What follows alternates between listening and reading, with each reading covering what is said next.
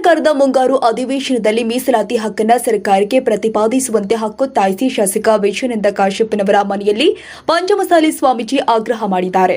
ಮತ್ತೆ ಮುನ್ನೆಲೆಗೆ ಬಂದ ಲಿಂಗಾಯತ ಪಂಚಮಸಾಲಿ 7ನೇ ಹಂತದ ಹೋರಾಟದ 2A ಮೀಸಲಾತಿಗಾಗಿ ಪಾದಯಾತ್ರೆಯ ಪ್ರವರ್ತಕ ಪೂಜ್ಯ ಬಸವಜಯ ಮೃತ್ಯುಂಜಯ ಶ್ರೀಗಳು ಮಾತನಾಡಿ, 2A ಮೀಸಲಾತಿಗಾಗಿ ಕೂಡಲ ಸಂಗಮದಿಂದ ಬೆಂಗಳೂರಿನ 750 ಕಿಲೋಮೀಟರ್ ಪಾದಯಾತ್ರೆ ಮಾಡಿ ಹಿಂದಿನ ಸರ್ಕಾರಕ್ಕೆ ನಾವು ನಮ್ಮ ಲಿಂಗಾಯತ ಪಂಚಮಸಾಲಿ ಸಮಾಜಕ್ಕೆ ಮೀಸಲಾತಿ ಹಾಗೂ ಎಲ್ಲ ಲಿಂಗಾಯತ ಒಳ ಪಂಗಡಗಳನ್ನು ಕೇಂದ್ರದ OBC ಪಟ್ಟಿಗೆ ಸೇರಿಸಿ ಎಂದು ಸತತ 4 ವರ್ಷಗಳಿಂದ ಹೋರಾಟ ಮಾಡುತ್ತಾ ಬಂದಿದ್ದೇವೆ. ಹಿಂದಿನ ಬಿಜೆಪಿ ಸರ್ಕಾರ 2D ನೀಡಿದ್ರು, ಅದು ಇನ್ನೊಂದು ಸಮಾಜದ ಮೀಸಲಾತಿ ಕಿತ್ತುಕೊಂಡು ನಮ್ಮ ಸಮುದಾಯಕ್ಕೆ ನೀಡಿದ್ರು. ಅದನ್ನ ನಮ್ಮ ಸಮಾಜದವರು ತಿರಸ್ಕರಿಸಿ ನಾವು ಕೇಳಿದ್ದು ಇನ್ನೊಂದು ಸಮುದಾಯದವರ ಮೀಸಲಾತಿ ಕಿತ್ತು ನಮ್ಮ ಸಮಾಜಕ್ಕೆ ನೀಡಿ ಅಂತ ಕೇಳಿಲ್ಲ. ಬದಲಿಗೆ ಪ್ರತ್ಯೇಕ ಮೀಸಲಾತಿ ಬೇಕು ಎನ್ನುವ ಬೇಡಿಕೆ ಇಟ್ಟಿದ್ವಿ. ಈ ಬಾರಿ ಸಿದ್ದರಾಮಯ್ಯ ಅವರ ಸರ್ಕಾರ ಬಂದಿದೆ. ಅವರು ನಮ್ಮ ಪಂಚಮಸಾಲಿ ಸಮಾಜಕ್ಕೆ ಮೀಸಲಾತಿ ನೀಡುತ್ತಾರೆ ಎನ್ನುವ ನಂಬಿಕೆ ಇದೆ. ನಮ್ಮ ಸಮುದಾಯದ ಅಖಿಲ ಭಾರತ ಲಿಂಗಾಯತ ಪಂಚಮಸಾಲಿ ರಾಷ್ಟ್ರೀಯ ಅಧ್ಯಕ್ಷರು, ವೀರಶೈವ ಲಿಂಗಾಯತ ಅಭಿವೃದ್ಧಿ ನಿಗಮ ಮಂಡಳಿಯ ಅಧ್ಯಕ್ಷರು ಹಾಗೂ ಶಾಸಕ ವಿಜಯಾನಂದ ಕಾಶ್ಯಪ್ಪನವರ ಮನೆಗೆ ಬಂದು ಇವತ್ತು ಆಗ್ರಹ ಪತ್ರ ಚಳುವಳಿ ಮನವಿ ಮಾಡಿದ್ದೇವೆ. ಶಾಸಕರು ನಮ್ಮ ಸಮುದಾಯಕ್ಕೆ ಮೀಸಲಾತಿ ದೊರಕಿಸಿಕೊಡುವ ವಿಶ್ವಾಸ ನಮಗಿದೆ. ಶಾಸಕರು ಮುಂಬರುವ ಅಧಿವೇಶನದಲ್ಲಿ ಸಮಾಜದ ಪರವಾಗಿ ಮಾತನಾಡುತ್ತಾರೆ ಎನ್ನುವ ವಿಶ್ವಾಸವಿದೆ. ನಾವೆಲ್ಲರೂ ಕೂಡ ಅವರ ಮೇಲೆ ವಿಶ್ವಾಸ ಇಡೋಣ. ಮೀಸಲಾತಿ ಸಿಗೋ ತನಕ 7ನೇ ಹಂತದ ಚಳವಳಿ ಮುಂದುವರಿಯುತ್ತೆ ಎಂದು ಶ್ರೀಗಳು ಭರವಸೆ ಕೊಟ್ಟಿದ್ದಾರೆ.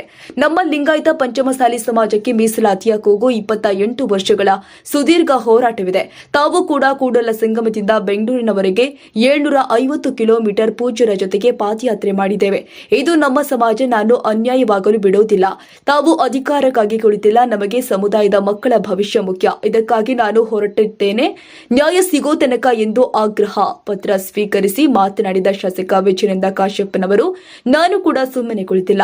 ಮುಖ್ಯಮಂತ್ರಿಗಳ ಜೊತೆ ಸುದೀರ್ಘ ಚರ್ಚೆ ಮಾಡಿದ್ದೇವೆ. ನಮಗೆ ಮೀಸಲಾತಿ ಸಿಗುವ ಹೋರಾಟ ಮಾಡೋಣ ಎಂದರು.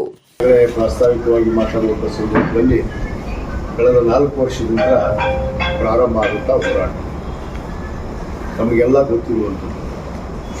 ಕೂಡಲ ಸಂಗಮದಿಂದ ಬೆಂಗಳೂರುವರೆಗೂ ಪಾದಯಾತ್ರೆ ಸುಮಾರು 712 ಕಿಲೋಮೀಟರ್.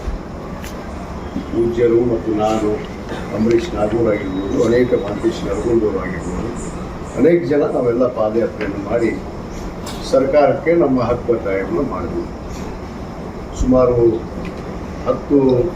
10 ಲಕ್ಷಕ್ಕಿಂತ ಹೆಚ್ಚಿನ ಜನವನ್ನು ಬೆಂಗಳೂರು ಅರಮನೆ ಮೈದಾನದಲ್ಲಿ ನಾವು ಸೇರಿ ಏನು ಹಕ್ಕು ಒತ್ತಾಯವನ್ನು ಮಾಡಿ, ತದನಂತರ ತಮಗೆಲ್ಲ ಗೊತ್ತಿರೋ ಹಾಗೆ ಸ್ವಾತಂತ್ರ್ಯ ಉದ್ಯಾನ ಮೈದಾನದಲ್ಲಿ ಕೂಡ 25 ದಿವಸಗಳ ಕಾಲ ಏನು ಧರಣಿ ಸತ್ಯಾಗ್ರಹವನ್ನು ಮಾಡಿ, ತದನಂತರ ಎಲ್ಲ ಜಿಲ್ಲಾ ಮಟ್ಟದಲ್ಲಿ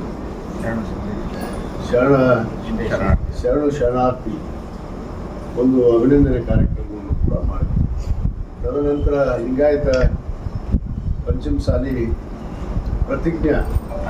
ಪಂಚಾಯತ್ ಪ್ರತಿಜ್ಞಾ ಅಭಿಯಾನವನ್ನು ಕೂಡ ಮಾಡಿದ್ವಿ. ಬಹುತೇಕ ಇದರಲ್ಲಿ ಇಡೀ ರಾಜ್ಯದ ಮೂಲೆಯೂ ಕೂಡ ಪೂಜ್ಯರ ಜೊತೆಗೆ ಇವತ್ತು ನಾನು ಎಲ್ಲ ಹಂತದಲ್ಲಿ ಇದ್ದೀನಿ ಎನ್ನುವುದನ್ನು ಭಾಳ ಹೆಮ್ಮೆಯಿಂದ ನಾನು ಇವತ್ತು ಯಾಕಂದರೆ ಇಷ್ಟಲಿಂಗ ಪೂಜೆ ಕೂಡ ಪೂಜ್ಯರು ಇಷ್ಟಲಿಂಗ ಪೂಜೆ ಪ್ರಾರಂಭ ಮಾಡಿ ನಿರಂತರವಾದ ಹೋರಾಟ. ಬಹುತೇಕ ನಾವು ಎಲ್ಲೋ ಕೆಲವಷ್ಟು ದಿನಗಳಿಂದ ಹೋರಾಟದಲ್ಲಿ ನಾವು ಭಾಗವಹಿಸಿರಲಿಕ್ಕಿಲ್ಲ. ಆದರೆ ಪೂಜ್ಯರು ನಿರಂತರವಾಗಿ ಇವತ್ತು ಪ್ರತಿ ಜಿಲ್ಲಾ ಮಟ್ಟದಲ್ಲಿ, ತಾಲೂಕು ಮಟ್ಟದಲ್ಲಿ, ಹೋಬಳಿ ಮಟ್ಟದಲ್ಲಿ, ಗ್ರಾಮ ಪಂಚಾಯತಿ ಮಟ್ಟದಲ್ಲಿ ಕೂಡ ಅನೇಕ ಈ ಹೋರಾಟದ ಚಳವಳಿಗಳನ್ನು, ಕಾರ್ಯಕ್ರಮಗಳನ್ನು, ಜನರನ್ನು ಅರಿವು ಮೂಡಿಸುವಂಥ ಕಾರ್ಯಕ್ರಮಗಳನ್ನು ಇವತ್ತು ನಿರಂತರವಾಗಿ ನಡೆಸಿಕೊಂಡು ಬಂದಿದ್ದಾರೆ. ಬಹುತೇಕ ಈ ಒಂದು ಹೋರಾಟಕ್ಕೆ ನಮಗೆಲ್ಲ ಒಂದು ದೊಡ್ಡ ಶಕ್ತಿ, ಇವತ್ತು ಒಂದು ಆತ್ಮಸ್ಥೈರ್ಯವನ್ನು ತುಂಬಿ ಆತ್ಮವಿಶ್ವಾಸವನ್ನು ಇವತ್ತು ಮೂಡಿಸಿದಂಥವ್ರು ಯಾರಾದರೂ ಇದ್ದರೆ ಅದು ನಮ್ಮ ಜಗದ್ಗುರು ಬಸವಜಯ ಮೃತ್ಯುಂಜಯ. ಯಾಕಂದರೆ ಬಹುತೇಕ ಅವರಿಗೆ ಮುನ್ನೆಜ್ಜೆ ಇಡಲಿಲ್ಲ ಅಂದರೆ ಯಾರೂ ಕೂಡ ಇರ್ತಿರಲಿಲ್ಲ. ಬಹುತೇಕ ಅದು ಒಂದು ಘಟನೆಯಲ್ಲಿ ನಾವು ನಿರ್ಧಾರವನ್ನು ತೆಗೆದುಕೊಂಡು ಪೂಜ್ಯರು, ಅಂಬರೀಷ 4 ಜನ ಈ ಹೋರಾಟ ಮಾಡಬೇಕು ಅಂತೇಳಿ ಅದಕ್ಕೆ ಅನೇಕ ಒತ್ತಡಗಳು ಬಂದವು. ಅದು ನಿಲ್ಲಿಸೋದಕ್ಕೆ ಕೂಡ ಪ್ರಯತ್ನ ಮಾಡಿದ್ರು. ಇನ್ನೂ ಕೂಡ ಮಾತಾಡ್ತಾರೆ ಹಂಗೆ ಜನ. ಇನ್ನೂ ಕೂಡ ನಮ್ಮವರೇ ಕೆಲವಷ್ಟು ಜನ ನಮಗೆ ಟೀಕೆ ಮಾಡ್ತಾರೆ. ನಾವು ಆ ಟೀಕೆಗೆ ಯಾವತ್ತೂ ಲಕ್ಷಿಲ್ಲ, ಟೀಕೆಗೆ ಹೆದರುವುದಿಲ್ಲ, ಟೀಕೆಗೆ ಹಿಂದೆ ಮಂದಿನೂ ಅಲ್ಲ ನಾವು. ಅದರಲ್ಲಿ ಎರಡನೇ ಮಾತೇ ಇಲ್ಲ. ನಮ್ಮ ಗುರಿ ನಮ್ಮ ಸಮುದಾಯಕ್ಕೆ 2A ಮೀಸಲಾತಿ ಕೊಡಿಸಬೇಕು ಮತ್ತು ಎಲ್ಲ ಲಿಂಗಾಯತ ಒಳಪಂಗಡಗಳಿಗೆ OBC ಮೀಸಲಾತಿ, ಕೇಂದ್ರ ಸರ್ಕಾರದ OBC ಮೀಸಲಾತಿ ಕೊಡಬೇಕು ಅನ್ನೋದು ಒತ್ತಾಯ. ಬಹುತೇಕ ಇವತ್ತು ಅನೇಕ ಸಮುದಾಯಗಳು ಕೂಡ ಮೀಸಲಾತಿಯನ್ನು ಕೇಳ್ತಾ ಇದ್ದಾವೆ. ನಾವು ಎಲ್ಲ ಸಮುದಾಯಂತರ ನಾವು ಜನಪ್ರತಿನಿಧಿಗಳಾದದ್ದು ಖಂಡಿತವಾಗಿ ಯಾವುದೇ ಸಮುದಾಯ ಇರಲಿ, ಯಾವ ಸಮುದಾಯಕ್ಕೆ ಅನ್ಯಾಯ ಆಗಿದೆ ಇವತ್ತು ಸಂವಿಧಾನಕೃತವಾಗಿ ಇವತ್ತೇನು ಶೈಕ್ಷಣಿಕವಾಗಿ ಸಾಮಾಜಿಕವಾಗಿ ಯಾವ ಸಮಾಜ ತುಳಿತಕ್ಕೊಳಗಾಗಿದೆ, ಪ್ರತಿಯೊಬ್ಬ ಸಮುದಾಯಕ್ಕೂ ಪ್ರತಿಯೊಬ್ಬ ಪ್ರಜೆಗೂ ಕೂಡ ಅದು ಕೇಳುವಂಥ ಹಕ್ಕಿದೆ ಸಂವಿಧಾನದಲ್ಲಿ. ಆ ಹಕ್ಕನ್ನು ನಾವು ಇವತ್ತು ಪ್ರತಿಪಾದನೆ ಮಾಡ್ತಾ ಇದ್ದೀವಿ. ಆ ಹಕ್ಕನ್ನು ಯಾವ ಸಮುದಾಯಕ್ಕೆ ಕೂಡ ನ್ಯಾಯ ಕೇಳಿದ್ರೆ ಆ ಸಮುದಾಯಕ್ಕೆ ನಾವು ಖಂಡಿತವಾಗಿ ಯಾವುದೇ ಸಮುದಾಯ ಇರ್ಬೋದು, ಈಗ ನಮ್ಮ ಸಮಾಜ ಅಂತ ಅನ್ನೋದಕ್ಕಷ್ಟೇ ನಾವು ಹೋರಾಟ ಮಾಡ್ತೀವಿ ಅನ್ನೋದಲ್ಲ, ಯಾವುದೇ ಸಮುದಾಯಕ್ಕೆ ಕೂಡ ಅನ್ಯಾಯ ಆದಲ್ಲಿ ಅವ್ರಿಗೆ ಮೀಸಲಾತಿ ವಿಚಾರ ಇರ್ಬೋದು, ಇನ್ನೊಂದು ವಿಚಾರ ಇರ್ಬೋದು, ಅವರಿಗೆ ನಾವು ಖಂಡಿತವಾಗಿ ಸಂಪೂರ್ಣವಾದ ನಮ್ಮ ಸಮುದಾಯದ ವತಿಯಿಂದ ಮತ್ತು ನಾವು ಕೂಡ ಸಂಪೂರ್ಣವಾಗಿ ಅವರಿಗೆ ಬೆಂಬಲವನ್ನು ಕೊಡ್ತೀವಿ. ಅವ್ರ ಜೊತೆಗೆ ನಾವು ಬೆನ್ನೆಲುಬಾಗಿ ನಿಲ್ತೀವಿ ಅನ್ನೋದು ಭರವಸೆ ಏನು ಇವತ್ತು ಎಲ್ಲ ಶಾಸಕರ ಮನೆಗೆ ತೆರಳಿ ಅನೇಕ ನಮ್ಮ ಸಮುದಾಯದ ಶಾಸಕರು ಇನ್ನಿತರ ಶಾಸಕರಿಗೆ ಇವತ್ತೇನು ಮನವಿಯನ್ನು ಕೊಟ್ಟಿದ್ದಾರೆ, ಇವರು ಖಂಡಿತವಾಗಿ ಬರೋ ಅಧಿವೇಶನದಲ್ಲಿ ಏನು 15ಕ್ಕೆ ಪ್ರಾರಂಭ ಆಗುವಂಥ ಈ ಅಧಿವೇಶನದಲ್ಲಿ ನಾವೆಲ್ಲರೂ ಒಕ್ಕೂಟವಾಗಿ ಸಮುದಾಯದ ಶಾಸಕರಾಗಿರ್ಬೋದು, ಇನ್ನಿತರ ಸಮುದಾಯದ ಶಾಸಕರಿಗೂ ಕೂಡ ಒಳಗೊಂಡು ನಾವು ಮಾನ್ಯ ಮುಖ್ಯಮಂತ್ರಿಗಳಿಗೆ ಸದನದಲ್ಲಿ ಧ್ವನಿ ಎತ್ತುವ ಮುಖಾಂತರ ಮಾನ್ಯ ಮುಖ್ಯಮಂತ್ರಿಗಳಿಗೆ ನಾವು ಒತ್ತಡವನ್ನು ಹೇರುವಂಥದ್ದು ಮತ್ತು ಸರ್ಕಾರ ತೀವ್ರಗತಿಯಲ್ಲಿ ಈ ವಿಚಾರವನ್ನು ಕೈಗೆತ್ತಿಕೊಳ್ಬೇಕು. ಯಾಕಂದರೆ ಈಗಾಗಲೇ ನಾವು ಕಳೆದ ವರ್ಷ ಏನು ಈ ಹೊಸ ಸರ್ಕಾರ ಆದಮೇಲೆ ಮಾನ್ಯ ಮುಖ್ಯಮಂತ್ರಿಗಳ ಹತ್ರ ನಾವು ಪೂಜ್ಯರು ವಿವೇಕ್ ಕುಲಕರ್ಣಿಯವರು, ನಮ್ಮ AB ಪಾಟೀಲ್ ಅವರು, ಅನೇಕ ಹಿರಿಯರು ಕೂತ್ಕೊಂಡು ನಾವು ಮಾನ್ಯ ಮುಖ್ಯಮಂತ್ರಿಗಳಿಗೆ ಮನವಿ ಮಾಡಿಕೊಂಡಿದ್ದೀವಿ. ಮತ್ತು ಅದೇ ರೀತಿ ಬೆಳಗಾವಿ ಅಧಿವೇಶನದಲ್ಲಿ ಕೂಡ ಇವತ್ತು ಒಂದು ಮನವಿಯನ್ನು ಮಾಡಿಕೊಂಡಿದ್ವಿ. ಅವರು ಅಧಿಕಾರಿಗಳನ್ನು, ಕಾನೂನು ಸಲಹೆಗಾರರನ್ನು ಮತ್ತು ಆಯೋಗದ ಅಧ್ಯಕ್ಷರನ್ನು ಕರೆದು ಈ ವಿಚಾರಣೆಯನ್ನು ಮಾಡ್ತೀವಿ ಅಂತ ಕೂಡ ಇವತ್ತು ಭರವಸೆ ಕೊಟ್ಟಿದ್ದಾರೆ. ನಮಗೆ ವಿಶ್ವಾಸ ಇಲ್ಲ ನಮ್ಮ ಮುಖ್ಯಮಂತ್ರಿಗಳ ಮೇಲೆ. ನಮ್ಮ ಉಳಿದ ಮುಖ್ಯಮಂತ್ರಿಗಳ ಹಾಗೆ ಯಾರು ನಮ್ಮ ಮುಖ್ಯಮಂತ್ರಿಗಳು ತಾಯಿ ಮೇಲೆ ಆಣೆ ಮಾಡಿಲ್ಲ. ನಾನು ಅದನ್ನು ಭಾಳ ಸ್ಪಷ್ಟಪಡಿಸ್ತೇನೆ. ಯಾಕಂದರೆ ನಮ್ಮ ಮುಖ್ಯಮಂತ್ರಿಗಳು ತಾಯಿ ಮೇಲೆ ಆಣೆ ಮಾಡಿಲ್ಲ, ಸದನದಲ್ಲಿ ಭರವಸೆ ಕೊಟ್ಟಿಲ್ಲ. ಆದರೆ ಕೊಡ್ತೀವಿ ಅನ್ನೋದು ವಿಶ್ವಾಸ ನಮಗೆ ವ್ಯಕ್ತಪಡಿಸಿದ್ದಾರೆ. ಅದನ್ನು ಕಾನೂನಾತ್ಮಕವಾಗಿ ಯಾವ ರೀತಿ ಮಾಡಬೇಕು ಅನ್ನೋದು ಅವ್ರ ಚಿಂತನೆಯಲ್ಲಿದ್ದಾರೆ. ನಾನು ಹಲವಾರು ಸಾರಿ ಅವ್ರ ಜೊತೆ ಚರ್ಚೆ ಮಾಡಿದ್ದೀನಿ. ಬಹುತೇಕ ಕೆಲವಷ್ಟು ಜನ ಮಾತಾಡ್ತಾರೆ, ಅಧಿಕಾರ ಬಂದ ಮೇಲೆ ಹೋರಾಟಕ್ಕೆ ಭಾಗವಹಿಸ್ತಾ ಇಲ್ಲ ಅಂಥೇಳಿ. ಅವರು ಯಾವ ಸರ್ಕಾರದಲ್ಲಿ ಹಿಂದೆ ಮಾತಾಡೋದು ಏನೇನು ಮಾಡಿದಾರೆ ಅನ್ನೋದು ನಮ್ಗೆ ಗೊತ್ತಿಲ್ಲ. 3D ಮೀಸಲಾತಿ ಕೊಟ್ಟಿವಿ ಅಂತ ಇವತ್ತಿಗೂ ಪ್ರಚಾರ ಮಾಡ್ತಾರೆ ಅನೇಕ ಸಂದರ್ಭದಲ್ಲಿ. 3D ಮೀಸಲಾತಿ ಯಾರಿಗೆ ಸಿಗುತ್ತೆ ಅನ್ನೋದು ನನ್ನ ಸಮಾಜದವ್ರಿಗೆ ನಾನು ಪ್ರಶ್ನೆ ಹಾಕಕ್ಕೆ ಇಚ್ಛೆಪಡ್ತೀನಿ. ಇವತ್ತು 3B ಸರ್ಟಿಫಿಕೇಟ್ ನೀವು ತೊಗೋತಾ ಇದ್ದೀವಿ, ಏನು 2D ಸರ್ಟಿಫಿಕೇಟ್ ನಿಮ್ಗೆ ಯಾರ್ಯಾರು ಸಿಗ್ತಾ ಅನ್ನೋ ಪ್ರಶ್ನೆ ನಾವು ವಿರೋಧ ಮಾಡಿದ್ವಿ, ಬಹಿರಂಗವಾಗಿ ವಿರೋಧ ಮಾಡಿದ್ವಿ. ಆ ಮೀಸಲಾತಿ ಕೇವಲ 2% ಅಂತ, ಅದು ಅಲ್ಪಸಂಖ್ಯಾತರ 4% 2B ಮೀಸಲಾತಿಯನ್ನು ಕಿತ್ಕೊಂಡು 2% ಲಿಂಗಾಯತ ಪಂಚಮಸಾಲಿ ಸಮುದಾಯಕ್ಕೆ, 2% ಒಕ್ಕಲಿಗ ಸಮುದಾಯಕ್ಕೆ ಇವತ್ತು 2D 2C ಮಾಡೋದ್ರ ಮುಖಾಂತರ ಕೊಡ್ತೀವಿ. ಆದರೆ ಅಂಬರೀಷ್ ನಾಗೂರ್ ಹೇಳಿದ ಹಾಗೆ ಇವ್ರೇನು ಮೀಸಲಾತಿ ಕೊಟ್ಟರು ತಕ್ಷಣ ಕೋರ್ಟಿಗೆ ಹೋದ್ರು, ಯಾರೋ ನ್ಯಾಯ ಕೇಳಿ ಕೋರ್ಟಿಗೆ ಹೋದ್ರು. ಕೋರ್ಟಲ್ಲಿ ಹಿಂದಿನ ಸರ್ಕಾರದವರು ಒಪ್ಪಂದದ ಪತ್ರ ಬರೆದು ಕೊಟ್ಟು ಬಂದ, ನಾವು ಮುಚ್ಚಳಿಕೆ ಪತ್ರ ಅಂತೇಳಿ. ಏನಕ್ಕೆ ಬರೆದು ಕೊಟ್ರ ಅಲ್ಲಿ ಭಾಳ ಸ್ಪಷ್ಟವಾಗಿ ಬರೆದು ಕೊಟ್ರ, ನಾವು 2B ಮೀಸಲಾತಿಗೆ ಯಾವುದೇ ತೊಂದರೆಯನ್ನು ಮಾಡಲ್ಲ ಅಂದಮೇಲೆ 2B ಮೀಸಲಾತಿ ತೊಂದರೆ ಆಗಿಲ್ಲ ಅಂದ್ರೆ ನಮಗೆ 2% 2D ಎಲ್ಲಿ ಬರುತ್ತೆ? 2D ಬರೋದು ಎಲ್ಲಿ ಆಚೆ ಕೊಡ್ತಾರೆ ಇವರು ಮೀಸಲಾತಿಯನ್ನು? ಅದು ಕೇವಲ ಒಂದು ಕಣ್ಣು ಒರೆಸೋ ತಂತ್ರ. ಚುನಾವಣೆ ಮುಂದೆ ಅದನ್ನು ಮಾಡ್ತಾ ಇರುವಂಥ ಒಂದು ನಾಟಕ ಆಗಿತ್ತು. ಅದಕ್ಕೆ ನಾವು ವಿರೋಧ ಮಾಡಿದ್ವಿ, ಅವರ ಆದೇಶವನ್ನು ಕೂಡ ಹರಿದಾಕಿದ್ವಿ. ಇವತ್ತಿಗೂ ಕೂಡ ನಮ್ಮ ಮೀಸಲಾತಿ ಸಿಗ್ತಾ ಇಲ್ಲ, ಅದರ ಮಾತು ಬೇರೆ. ಈ ಸರ್ವೋಚ್ಚ ನ್ಯಾಯಾಲಯದಲ್ಲಿ ಇನ್ನೂ ಕೂಡ ಅವರು ಬರೆದುಕೊಟ್ಟಿರುವಂಥ ಏನು ಮುಚ್ಚಳಿಕೆ ಪತ್ರ ಇದೆ, ಇನ್ನೂ ಕೂಡ ಅಲ್ಲಿ ಸುಪ್ರೀಂ ಕೋರ್ಟಲ್ಲಿ ನ್ಯಾಯ ಇತ್ಯರ್ಥ ಆಗಿದೆ. ತಡೆಯಾಜ್ಞೆ ಆಗೇ ಇದೆ. ಆ ತಡೆಯಾಜ್ಞೆ ಕಡೆಗಾಗಬೇಕು ಫಸ್ಟ್. ಆ ತಡೆಯಾಜ್ಞೆ ಕಡೆಗೆ ಆದಮೇಲೆ ಇವತ್ತು ಮೀಸಲಾತಿ ವಿಚಾರವನ್ನು ಸರ್ಕಾರ ತೆಗೆದುಕೊಳ್ಬೇಕಾಗುತ್ತೆ. ಹಿಂದುಳಿದ ವರ್ಗದ ಆಯೋಗದ ಈಗ ಏನು ಒಂದು ವರದಿಯನ್ನು ತಗೊಂಡಿದ್ದ, ಆದರೆ ಅದು ಸಂಪೂರ್ಣ ವರದಿ ಅಲ್ಲ, ಮಧ್ಯಂತರ ವರದಿ ತಗೊಂಡಿದ್ದ. ಅದು ಸಂಪೂರ್ಣ ವರದಿ ಬರಬೇಕು. ಸಂಪೂರ್ಣ ವರದಿ ಆದ ಮೇಲೆ ಸರ್ಕಾರ ಒಂದು ನಿರ್ಣಯ ಮಾಡೋದಕ್ಕೆ ಬರಬೇಕು.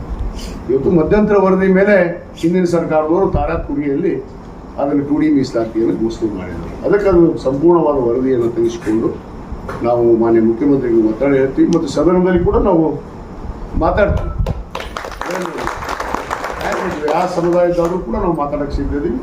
ಇವತ್ತು ಖಂಡಿತವಾಗಿ ನಾವು ಸದನದಲ್ಲಿ ನಾವು ಎಲ್ಲ ಶಾಸಕರು ಸೇರಿಕೊಂಡು ಖಂಡಿತವಾಗಿ ಈ ಮೀಸಲಾತಿಯನ್ನು ಶೀಘ್ರದಲ್ಲೇ ಮಾನ್ಯ ಮುಖ್ಯಮಂತ್ರಿಗಳು ಕೂಡ ಒತ್ತಡವನ್ನು ಹೇರಿ ಇದರ ಒಂದು ಸಭೆಯನ್ನು ಕರೆಸಿ ಕಾನೂನು ತಜ್ಞರ ಸಲಹೆಯನ್ನು ತಗೊಂಡು ಒಂದು ನಿರ್ಣಯ ಮಾಡೋದಕ್ಕೆ ನಾವು ಒತ್ತಡವನ್ನು ಖಂಡಿತವಾಗಿ ಹೇರ್ತೀವಿ ಅನ್ನೋ ಮಾತನ್ನು ಈ ಸಂದರ್ಭದಲ್ಲಿ ಹೇಳ್ತಾ, ಇವತ್ತು ನಾನು ಸಮಾಜ ಬಂಧುವರಲ್ಲಿ ಒಂದೇ ವಿನಂತಿ ಮಾಡ್ಕೊಂಡು, ಯಾರ ಟೀಕೆ ಟಿಪ್ಪಣಿಗೆ ಯಾರು ಒಳಗಾಗಬಾರ್ದು. ನಮ್ಮ ಬಗ್ಗೆ ಮಾತಾಡ್ತಿರ್ತಾರೆ ಅನೇಕ ವೇದಿಕೆಯಲ್ಲಿ, ಏನು ಮಾಡಿದ್ರು ಇವರು, ಹೋರಾಟ ಹೇಗೆ ಮಾಡಿದ್ರು, ಏನು ಮಾಡಿದ್ರು ಅನ್ನೋದು ಪೂಜೆಯಲ್ಲಿ ಗೊತ್ತಿತ್ತು. ನಾವು ಪಾದಯಾತ್ರೆ ಮಾಡಿದವರು ನಾವು ಅನೇಕ ಜನ ಬಂದಾರ, ಪಾದಯಾತ್ರೆಯಲ್ಲಿ ಭಾಗವಹಿಸಿರ್ಬೇಕು ಅಷ್ಟೇ. ಆದರೆ ಯಾರೂ ಕೂಡ ನಮ್ಮ ಜೊತೆಗೆ ನಡೆದಿಲ್ಲ, ಪಾದಯಾತ್ರೆಯಲ್ಲಿ ನಡೆದಿಲ್ಲ. ಸಭೆ ಸಮಾರಂಭದಲ್ಲಿ ಬಂದು ಭಾಗವಹಿಸಿದ ತಕ್ಷಣ ಇವರೇ ಮುಂಚೂಣಿಯಲ್ಲಿದ್ದೀವಿ, ನಾವೇ ಕೊಡಿಸಿದ್ದೀವಿ, 2D ಕೊಡಿಸಿದ್ದೀವಿ ಅಂತ ಭಾಷಣ ಮಾಡ್ತಾರಲ್ಲ ಇವರು. ಎಲ್ಲಿ ಕೊಟ್ಟಿದ್ದಾರೆ? ನಮ್ಗೆ ಆದೇಶ ಪತ್ರ ಕೊಟ್ಟರೆ. ಇವತ್ತು ತಹಸೀಲ್ದಾರ್ ಕಚೇರಿಗೆ ಹೋದ್ರೆ ನಿಮ್ಗೆ ಆದೇಶ ಪತ್ರ ಸಿಗ್ಬೇಕು, 2D ಮೀಸಲಾತಿ ನಿಮ್ಮ ಮಕ್ಕಳಿಗೆ. ನಿಮ್ಮ ಮಕ್ಕಳ ಕೈಲಿ ಯಾರ ಕೈಲಾರು ಬಂತ ಸುಮ್ಮನೆ ಭಾಷಣ ಮಾಡೋದು, ಸುಮ್ಮನೆ ಟೀಕೆ ಮಾಡೋದು. ನಮ್ಮ ಧರ್ಮಕ್ಕೆ ಟೀಕೆ ಮಾಡ್ತಾರೆ, ಧರ್ಮದ ಬಗ್ಗೆ ಟೀಕೆ ಮಾಡ್ತಾರೆ, ಇನ್ನು ಯಾರ ಬಗ್ಗೆ ಟೀಕೆ ಮಾಡೋದಿಲ್ಲ. ಅಂಥವ್ರು ಭಾಳ ಜನ ಅದಾರ. ಅದು ಯಾವುದು ನಾವು ಲೆಕ್ಕಕ್ಕೆ ಹಾಕೋದಿಲ್ಲ. ಅವ್ರು ಏನಂದ್ರೂ ನಾವು ತಲೆ ಕೆಡಿಸ್ಕೊಳ್ಳೋದಿಲ್ಲ. ನಮ್ಮ ಹೋರಾಟ ನಮ್ಮ ಸಮುದಾಯಕ್ಕೆ ಮೀಸಲಾತಿ ಸಿಗೋವರೆಗೂ, ಆದೇಶ ಪತ್ರ ನಮ್ಮ ಮಕ್ಕಳ ಕೈಗೆ ಬರೋವರೆಗೂ ಈ ಹೋರಾಟ ಯಾವುದೇ ಹೋರಾಟದಿಂದ ಸಿಗುವಂಥ ಮಾತೇ ಇಲ್ಲ. ಅಧಿಕಾರ ಬಂದರೂ ಅಷ್ಟೇ, ಅಧಿಕಾರ ಇಲ್ಲಾರ್ದು ಅಷ್ಟೇ. ನಾನು ಹೇಳಿದೆ ಸಂದರ್ಭ ಬಂದ್ರೆ ರಾಜಕೀಯ ತ್ಯಾಗ ಮಾಡ್ತೀವಿ ಅಂತ ಹೇಳಿದ್ವಿ. ಆ ಮಾತಿನಂತೆ ನಡೆಯುವಂಥವ್ರು ನಾವು.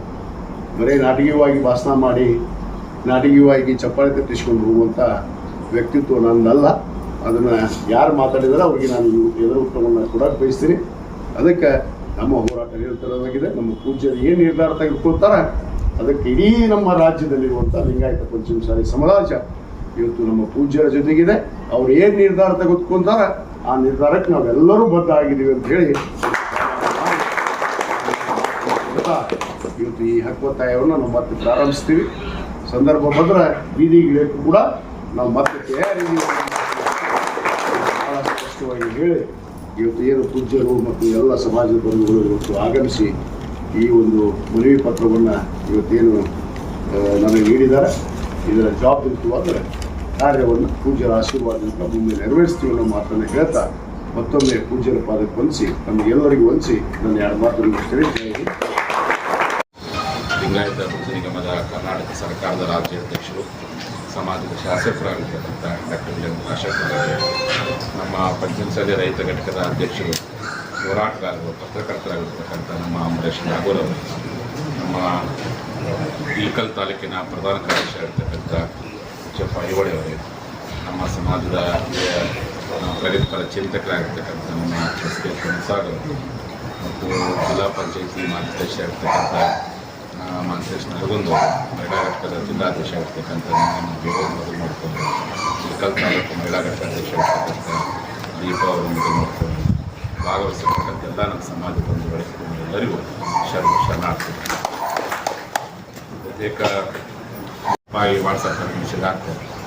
ಮತ್ತೆ ನಾವು ವಿಜಯಾನಂದ ಅವರು ವಿನಯ್ ಕುಲಕರ್ಣಿ ಅವರೆಲ್ಲ ಕೂತ್ಕೊಂಡು ಚರ್ಚೆ ಮಾಡಿ ಮುಖ್ಯಮಂತ್ರಿ ಸಿ ಎಸ್ ಸಿದ್ದರಾಮಯ್ಯ ಅಧಿಕಾರ ಸ್ವೀಕಾರ ಮಾಡಿ ಒಂದೇ ತಿಂಗಳು ಅವ್ರ ಮನೆ ಹತ್ರ ಹೋಗಿ ಇಲ್ಲ ಮತ್ತು ಈ ಸರ್ಕಾರ ಬರಲಿಕ್ಕೆ ಹೋರಾಟ ಏನಾದರೂ ಹಿಂದೆ ಇರ್ಬೋದು. ಇಲ್ಲಿ ಕಾಂಗ್ರೆಸ್ ಸರ್ಕಾರ ಬರಲಿಕ್ಕೆ ನಮ್ಮ ದಲಿತ ಬಂಧುಗಳು, ಅಲ್ಪಸಂಖ್ಯಾತರು, ಹಿಂದುಳಿದರು ಹಿಂಗೆ ಸ್ವಲ್ಪ ಮಟ್ಟಿಗೆ ಓಟ್ ಹಾಕಿದ್ರು. ಬಟ್ ಈ ಸಾರಿ ಈ ಕರ್ನಾಟಕದಲ್ಲಿ ಸರ್ಕಾರ ಬರಲಿಕ್ಕೆ ನಮ್ಮ ಸಮುದಾಯದ ಹೋರಾಟವು ಒಂದು ಕಾರಣ ಸತ್ಯವನ್ನು ಮಾನ್ಯ ಮುಖ್ಯಮಂತ್ರಿ ಮನವರಿಕೆ ಮಾಡಿಕೊಟ್ಟು. ಹಾಗಾಗಿ ಹಿಂದಿನ ಸರ್ಕಾರದ ನಿಧಾನಗತಿ ನಿಮಗೆ ನಮ್ಮ ಜನ ಆಶೀರ್ವಾದ ಮಾಡಿದ್ದಾರೆ.